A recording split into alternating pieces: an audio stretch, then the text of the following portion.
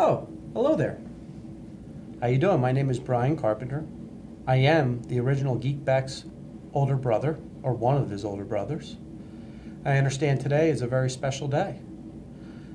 We were asked to put some information together for you folks so that you can understand a little bit about Dan and get to know a little bit about Dan and who he is. So please sit back and relax and let's get to know a little bit about Dan. The first question I have is going to be for my mother. Has there ever been a time that Dan was mistaken for not being a boy? Hi, Brian has asked me to share the story about Danny and the fashion show. Danny was maybe 1.5. I know he wasn't even 2. And my sister Dorothy, who worked at Saks Fifth Avenue, asked if my boys could be in a fashion show for children's clothing. So we took them to Saks and we were given clothes and dressing rooms and we dressed them. A few minutes before the show was about to begin, my sister walked in and checked out the boys, and when she saw Danny, she was horrified. She said, "What have you done?" I said, "What do you mean?" She said, "You have him in the girls' clothing." I said, "Well, this is what your sales associate gave me." Apparently, the sales associate thought Danny was a girl because Danny had beautiful yellow curls, which I cut a week later.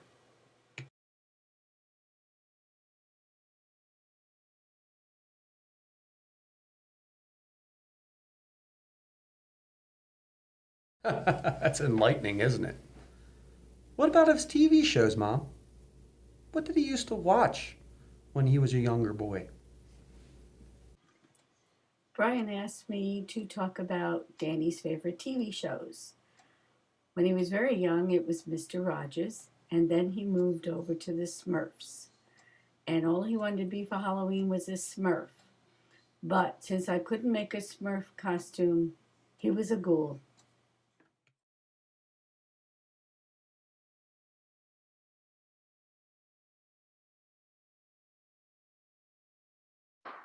Or the Mad Hatter.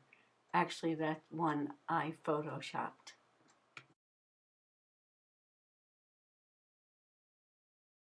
Smurfs. They'll get you every single time, won't they? What about movies? Sure, Dan, being who he is, he must have liked some really good movies. Rusty, what type of movies did Dan watch while growing up? Well, Brian, while you and I liked movies with action, adventure, and superheroes like Rocky, Rambo, and X-Men, Dan liked a different type of movie. A movie with a big adventure, starring an actor I'd like to classify as a special snowflake.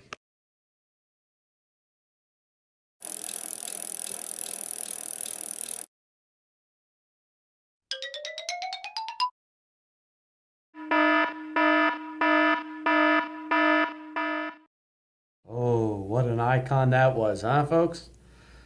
Let's fast forward a little bit. Rusty, do you recall when Dan started at Miles Technologies? Well, Brian, Danny was very young when he started at Miles Technologies. Let's have a look.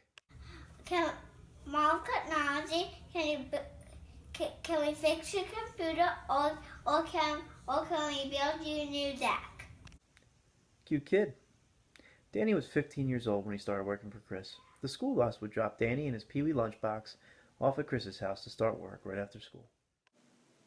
Miles Technologies, you request, we respond, it gets done. Cute kid indeed. What the hell happened to you? Man, oh man.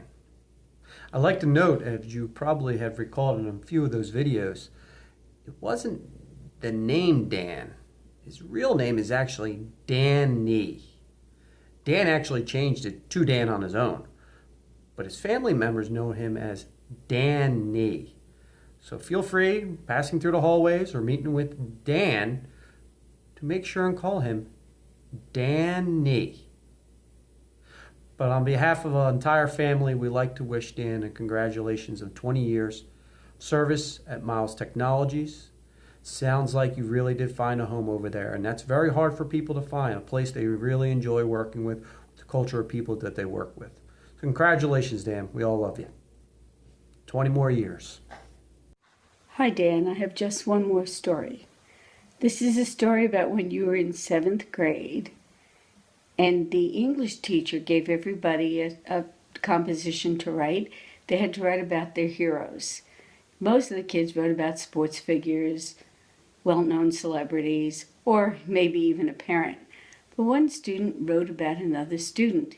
It seemed that boy had just started in the school early in the year. He felt very much out of place and really didn't know the routine and didn't have any friends.